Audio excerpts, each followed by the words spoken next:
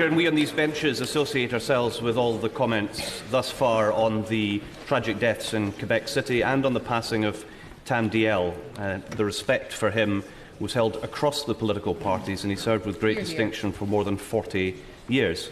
The Prime Minister had a very successful international visit in this last week to Ireland. And there she spoke publicly about her commitment. And it's very important, I think, this commitment not to have a hard border on these islands, that there should continue to be free movement of peoples on these islands, and that trade should be protected and enhanced. So given that people will be watching this not just in Britain, but also in Ireland, would she take the opportunity now to explain how she will deliver these sensible and important outcomes?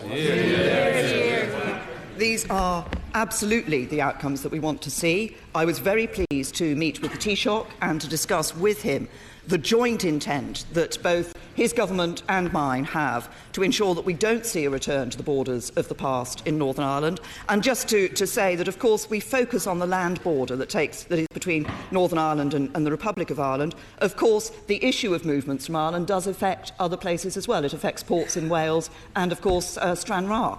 So it is an important issue for us, and we have agreed the work that we're going to do together to deliver what I believe will be as frictionless as possible a border, and also one of the objectives that I set out in my plan for our negotiating objectives is to retain the common travel area.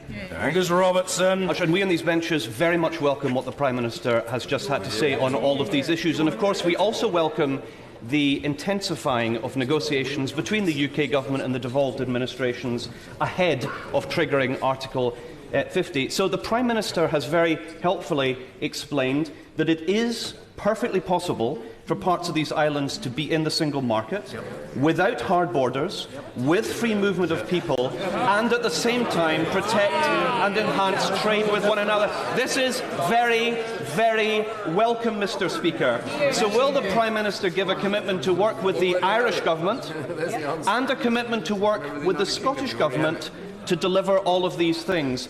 Or will we just have to get on with it ourselves?